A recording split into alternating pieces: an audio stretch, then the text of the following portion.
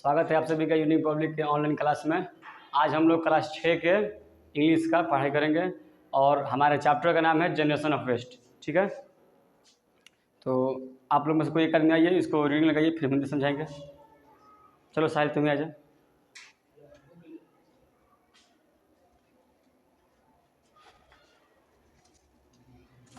सब अपना हाथ कहाँ रखेगा, जहाँ ये बोलेगा वहाँ हाथ रख। अगर गलती होगा तो फिर उसको बताना भी। चलो। Generation of waste. Modern time in his daily life, right from the moment he leaves bed in the morning until he goes back to it at night, he continues to generate more and more waste. देखो, जहाँ अगर तुमको full stop मिलेगा थोड़ा सा रुकना है, और जहाँ काम मिले वहाँ पर उससे थोड़ा कम रुकना है। हाँ। He drinks tea and discards tea leaves. Eat biscuit and throw away the biscuit ना biscuits and throw away the packing. Cooks his food and gulps down fruits and vegetables without caring to do anything worthwhile to the peelings and gobbles of his lunch without caring that would happen of what would happen of the aluminium foil. हाँ ठीक है। Not only in food, he generates waste in almost all his activities. He wastes a lot of paper without paying attention to the fact that he could have used it on both sides in order to save some precious trees. trees He discards clothes while they are still usable. He buys yet another set of television or mobile television whenever some new features are introduced. In fact, Through. most of them are not going to be utilized at all. चल मैं छोड़ दो, जा बैठ जा। ध्यान समझना हिंदी। करे modern man in his daily life right from the moment he leaves bed in the morning until he goes back to it at night he continues to generate more and more waste. करे आधुनिक जीवन में जो हम लोग आधुनिक जीवन जी रहे हैं उसमें जो हम लोग सुबह बेड छोड़ने से लेकर रात में फिर बेड पर जाने तक हम लोग हमेशा क्या करते हैं, इस समय के बीच में हम लोग जनरेशन क्या करते हैं, कूड़ा के जनरेशन को बढ़ाते हैं। मतलब कूड़ा हम लोग पैदा करते हैं, कचरा क्या करते हैं, पैदा करते हैं। अब इसमें पढ़ना है कैसे कचरा में पैदा करते हैं। देखिए तुमको बता रहा है कि he drinks tea and discards tea leaves. चाय पीता है आदमी और चाय के पत्ते क्या करता है, कूड़ा बढ़ाना। और it's biscuit and throw away the packing. Biscuit को खाता है और जो उसका पैकिंग है उसको क्या करेगा, फेंक देगा। कहाँ फेंक देगा, कहीं भी फेंक देगा। cooks his food and gulps down fruits and vegetables without caring to do anything worthwhile to the peelings।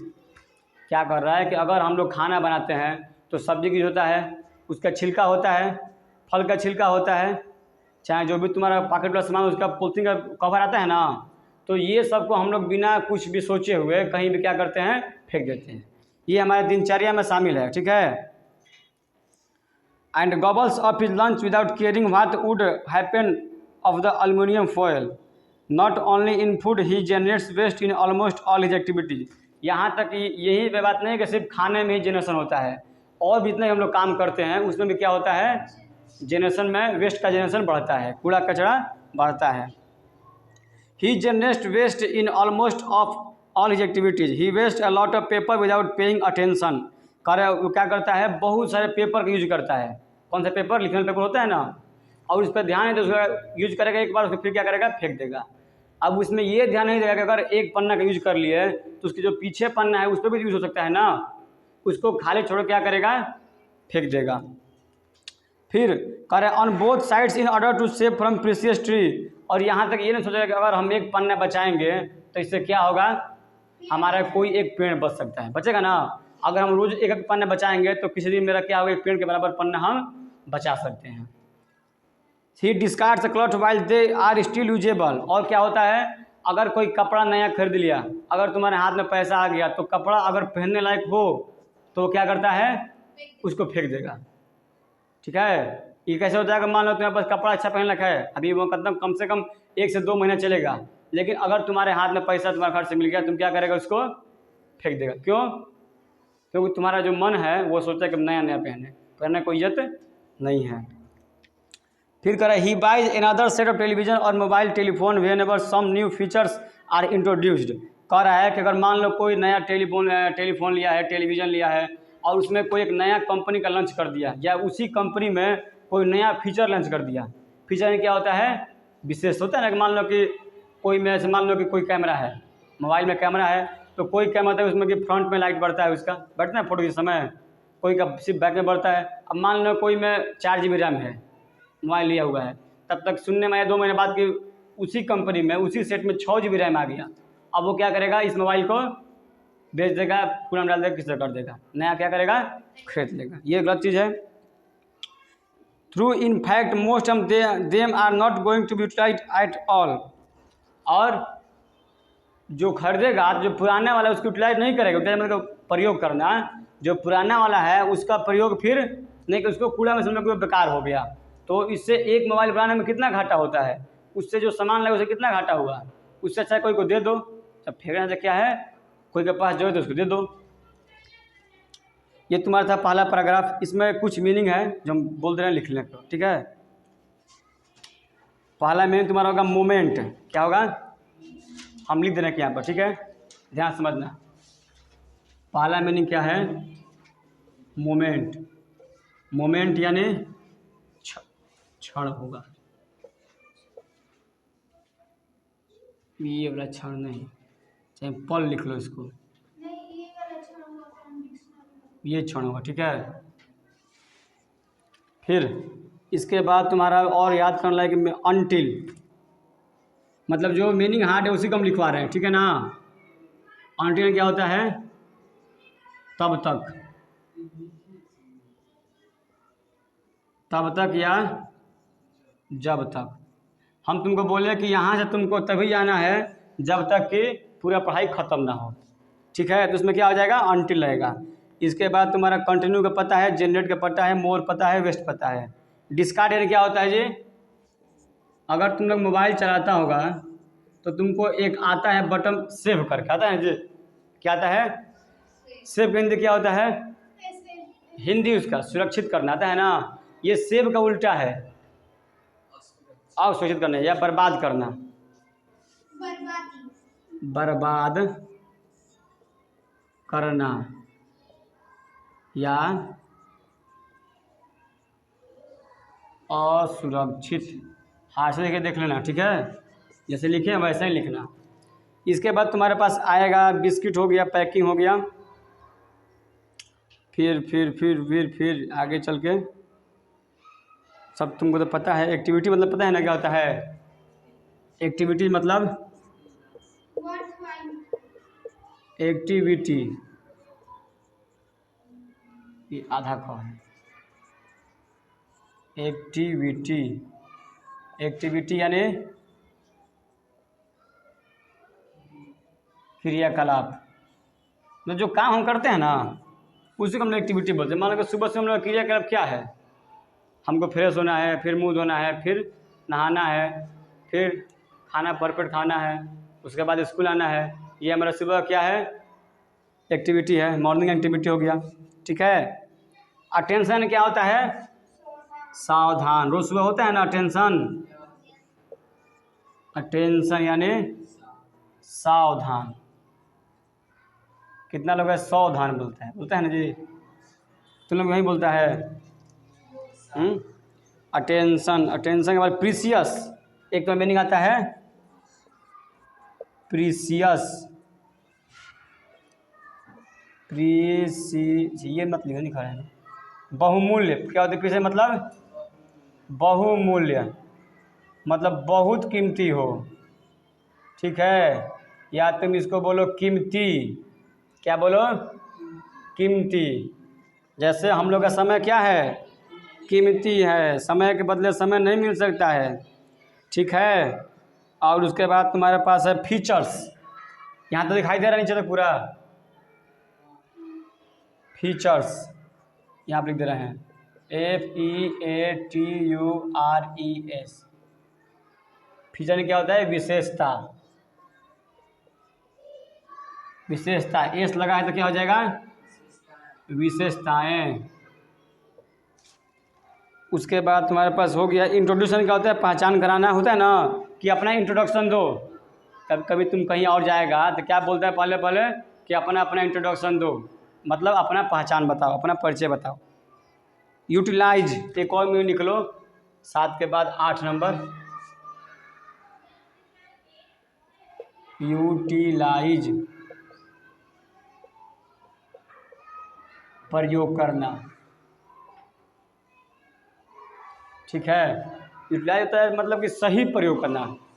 समय का यूटिलाइज करो मतलब समय का, देखो हम क्या करते हैं, समय का हम लोग प्रयोग करते हैं ना, लेकिन सही जगह नहीं करते हैं। तो हमको यूटिलाइज आ गया मतलब कि सही जगह प्रयोग करना है, ठीक है। इसको लिखो।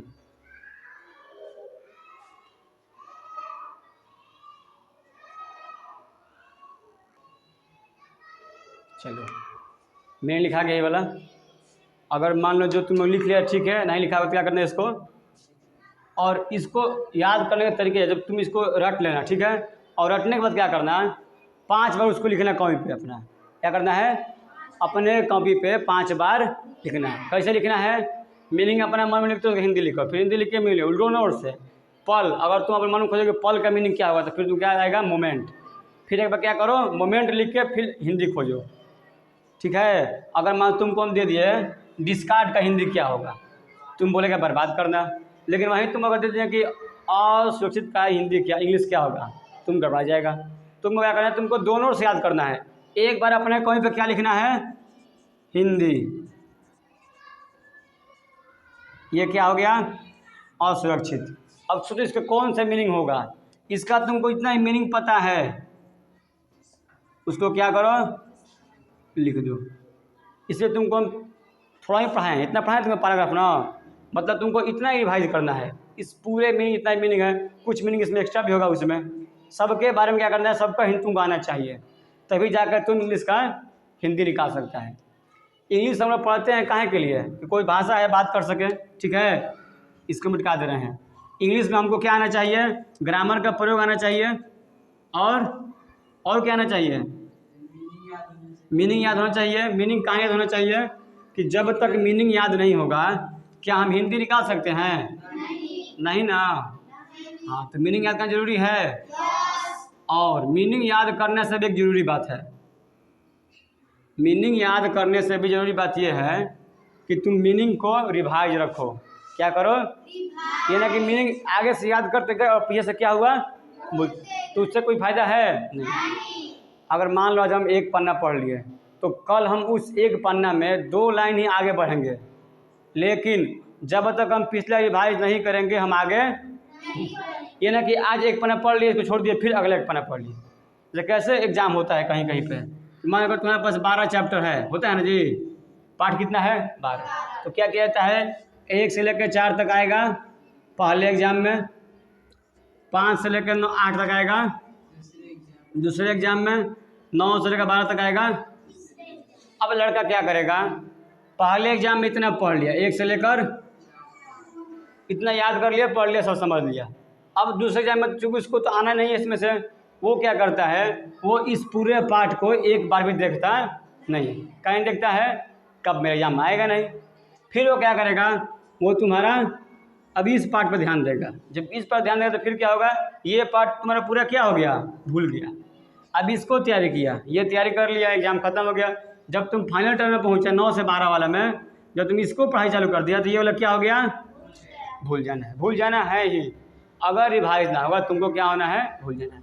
फिर जब तुम इसको तैयारी करेगा तो तुम्हारा पीछे का दोनों क्या हो गया, भूल गया।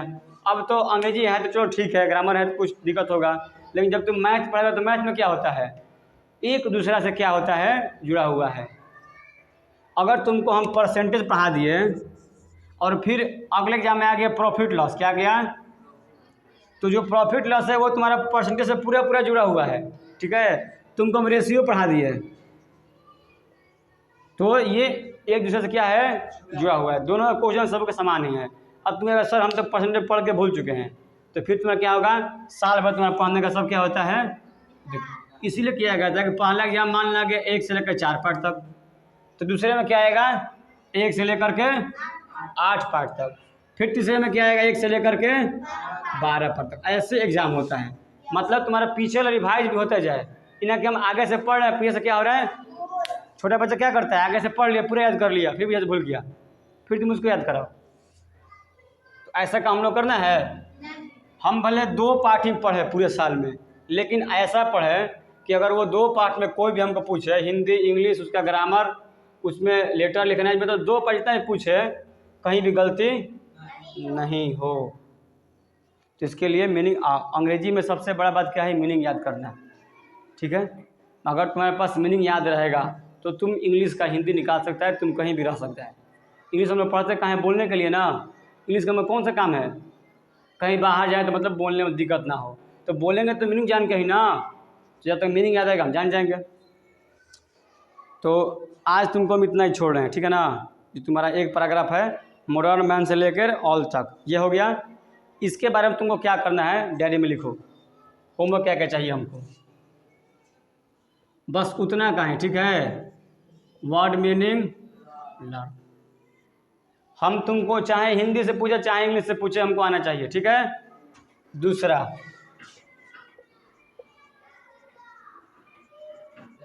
ट्रांसलेशन, मतलब उस पूरे पैराग्राफ का हिंदी हमको आना चाहिए, आएगा ना। जब तुम मीनिंग याद करते हो हिंदी निकालने में क्या दिक्कत है, नहीं दिक्कत है ना। तीसरा, सेंटेंस तुमको मेक करना आना चाहिए। क्या आना चाहिए, सेंटेंस मतलब क्या होता है, वाक्य। हम तुमको दे दिए एक मीनिंग, डिस्कार्ड, क्या दे दिए, कभी चलो इस पे एक वाक्य बनाओ, तो तुमको वाक्य बनाना आना चाहिए तुम।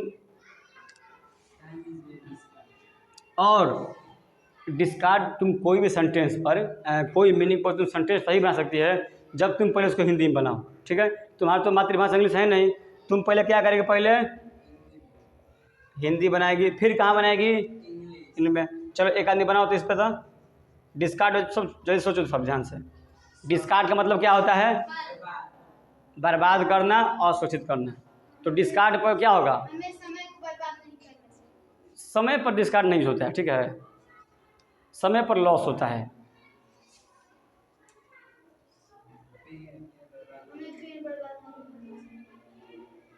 देखो पेड़ में बहुत बड़ा चीज़ हो गया ना जी, तुम उस पेड़ में डिस्कार्ड में देखो इसमें ये दिक्कत है, ये मीनिंग इसका बर्बाद करना है, लेकिन ये कहाँ इसका भी लिमिट है। अब कहेगा we don't want to discard time, हम टाइम को बर्बाद करना नहीं चाहते हैं, अर्थ तो आ रहा है लेकिन अच्छा समझ नहीं लगेगा। टाइम के साथ डिस्कार्ड नहीं लगता है, डिस्कार्ड कहाँ लगेगा, छोटा छोटा चीज़, ठीक है। सर तुमको हम एग्जाम्पल दे रहे हैं कि हिंदी पर लिखे, ठीक है। हमें कॉपी बर्बाद दिखाई दे रहा है वहाँ तक ना। देखो टाइम के लिए क्या आता है, जहाँ पे तुमको टाइम दिखाई देना और वहाँ पे तुमको बर्बाद मतलब है, उसका क्या हिंदी क्या तुम लिखेगा वहाँ पे, स्पॉइल, क्या आता है, इसका मीनिंग क्या होता है, बर्बाद करना ही। लेकिन अब वो स्पॉइल ट्री में नहीं आएगा, अब कोई लगेगा we want to spoil the tree, कोई उसका तुक नहीं बनेगा। वो स्पॉइल कहाँ आएगा, टाइम, हम समय बर्बाद करना नहीं चाहते हैं, we don't spoil time, we don't want to spoil, ठीक है। अब डिस्कार्ड का बात है, हमें कॉपी बर्बाद नहीं करना चाहिए, क्या होगा, हमें कॉपी बर्बाद, वी शुड नॉट, होगा ना शुड जी, हाँ, डिस्कार्ड कॉपी, ठीक है। तो इस हर वर्ड का कहीं ना कहीं यूज है। अब तुमको सोचना है, एक ही मीनिंग के 2 वर्ड होते हैं, ठीक है ना। जैसे हम तुमको एग्जाम्पल दे रहे हैं, आई, क्या दे रहे हैं, आई को देखते तुम्हारे मन में क्या आ जाएगा, सर ये एक प्रोनाउन है, आएगा ना। इसका हिंदी क्या होता है, इसके संग हमेशा हैव, आई एम और शैल, मतलब ये प्लुरल है, प्लुरल तो है नहीं, है तो सिंगुलर पर्सन ही। आई तक हमेशा क्या आता है इसके साथ हैव एम प्लूरल वाला काम होता है।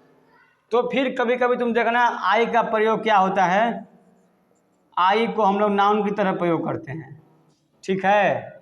आई को क्या करते हैं, नाउन। और वहाँ पर आई का मतलब क्या होता है, आई का मतलब आई ही होता है, ठीक है। इसका तुम एग्जाम्पल देंगे हम। और वहाँ पर इसका क्या लगेगा, इज, हैज, मतलब क्या लगेगा, सिंगुलर वाला लगेगा।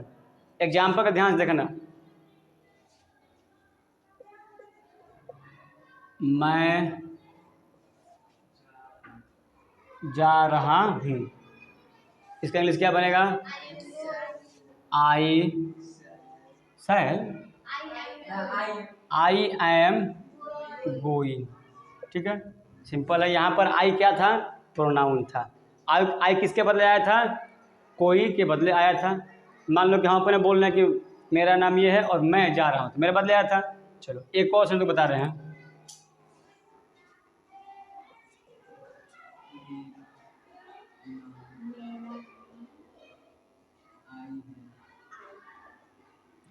कोई का नाम भी तो आई हो सकता है ना जी, तो वहाँ पर नाउन हो गया, इसका क्या बनेगा,